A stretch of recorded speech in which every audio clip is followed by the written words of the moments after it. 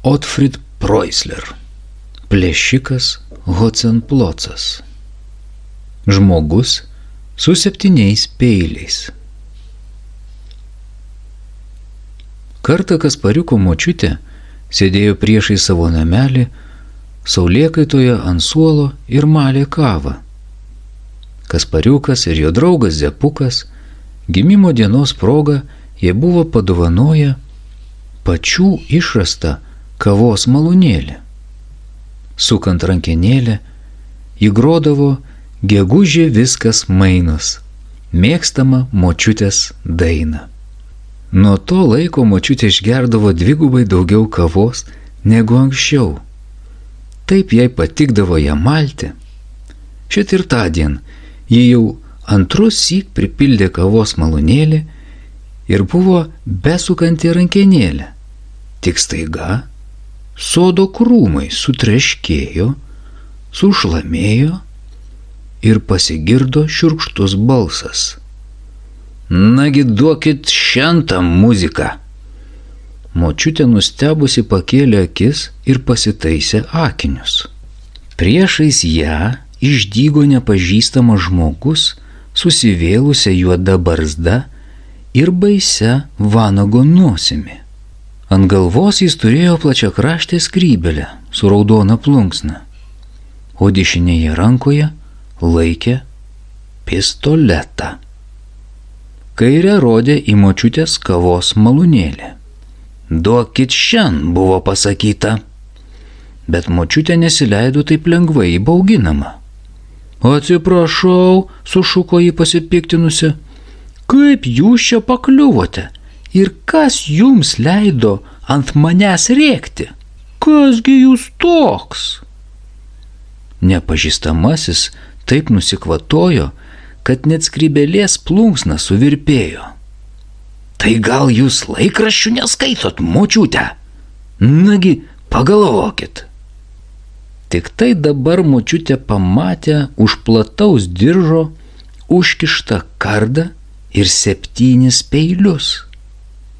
Jie išblyško ir baugščiai paklausė. Tai gal jūs plėšikas Hocenplocas?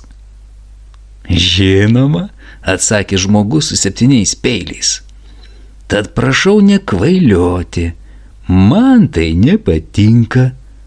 Tu jau pat atiduokit kavos malūnėlį. Bet jis ne jūsų. Gana pliaukšti niekus, sušuko plėšikas Hocenplocas.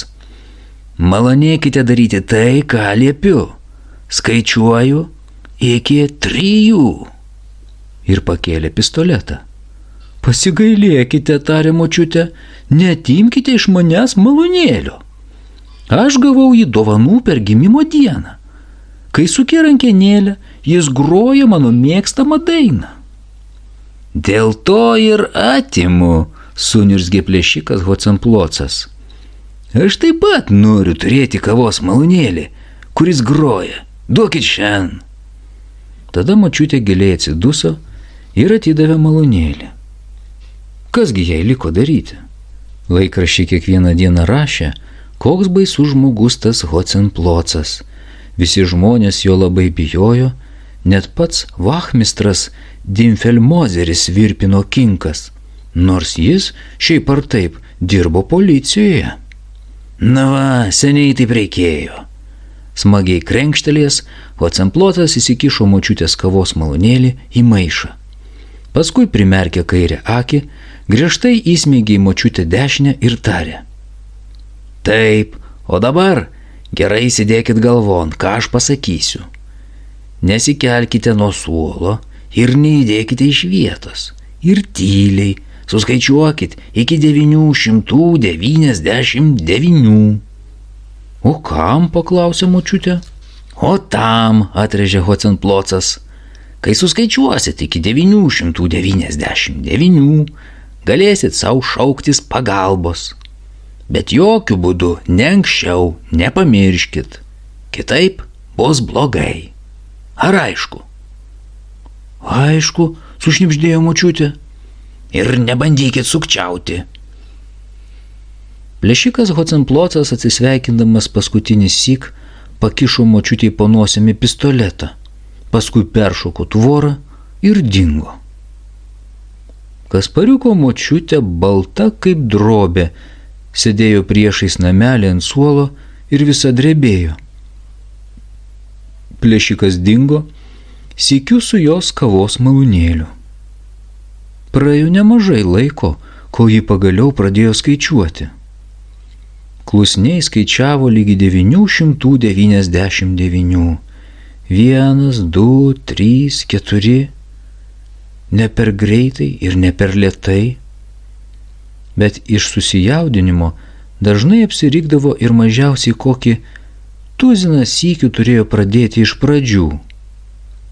Galiausiai suskaičiavusi lygi 999, ji visą gerklę sukliko. Gelbėkit! Ir krito be sąmonės. Pabaiga.